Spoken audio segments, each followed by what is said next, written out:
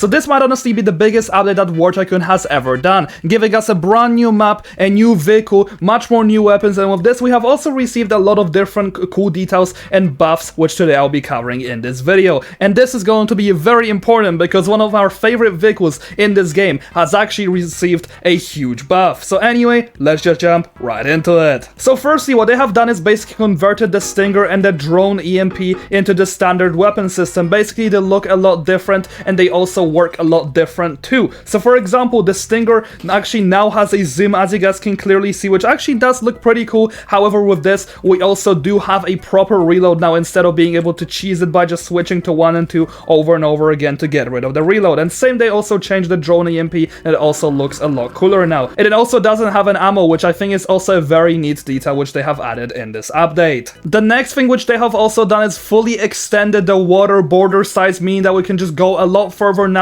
with our vehicles not actually being stopped by a border which was probably around here back then. Now we can just go a lot further with our ships or really any other vehicle which will be able to go on water. Next up, we have also received 2 buffs. First of all, the Barracuda boat has received a speed buff along with the jet ski. That is pretty much all the changes that were made for 2 of these water vehicles, which I think was a pretty cool change because these are both pretty much starter vehicles, so it is pretty cool that they're actually still paying a lot of attention to it. Now, the next thing which was added is that the daily reward weapons and vehicles are now tradable, and they have basically become limited in a sense, I guess I can say, because as you guys can see, if I move into the inventory, the weapons from the daily rewards are actually clearly visible here. I do wonder how high the rates of them are gonna be, and if the BTR-80 and the VCSC Mephisto is even gonna sell for a pretty decent price. Now, the next thing which was also done is that on the daily reward, we can also double our reward via pressing on an add button. As I already claimed my daily reward, I really cannot show this to you guys, but you're just gonna have to trust the developer's words for it. Now, the next thing which was also done is that the AVH Reaper has received a speed buff. It used to go exactly 50 miles per hour or whatever speed measurements the hovercrafts will follow, now being able to max out at 104 and having a standard speed of 80. It pretty much has the same speed as all the other hovercrafts in this game.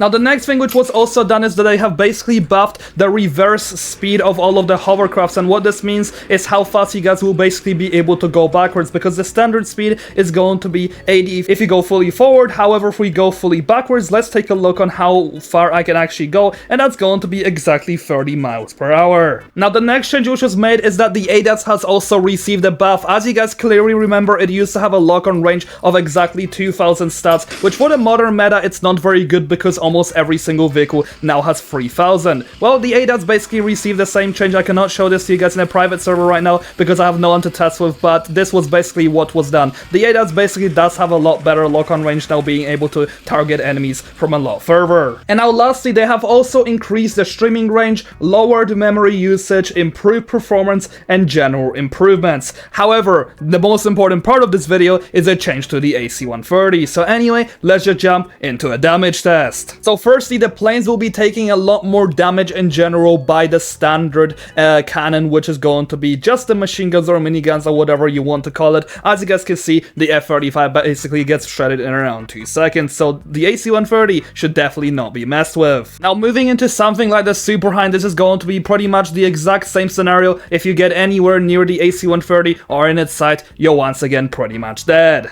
Now, moving on to the explosive cannon against the planes and helicopters. As you guys can see, it will be able to one-tap an F-35 by a direct shot, and same with the Super Hind. So I really do think that you guys do have to play against the AC-130 much more carefully now, because if you do get in its sight, once again, you're pretty much cooked. Now, moving on to the combined DPS of the explosive cannon and the machine guns. As you guys can see, it will pretty much be able to shred the Abrams X and most other tanks in the game without a single problem. Now, another thing which I'd like to showcase to you is that this vehicle might even be a pretty good counter in terms of the ships, because once again, as I put it against the USS Independence, it will definitely be able to get some very good damage in and even be able to counter it if you did not expect it as an Independence player. I genuinely have to say, this vehicle already became a lot more powerful, and I'm really loving how strong this thing actually is. But yeah, for the time being, that's pretty much going to be everything I have for you guys in today's video. Do let me know in the comment section down below what you think about these brand new changes. I feel like their overall balance changes have been really good recently,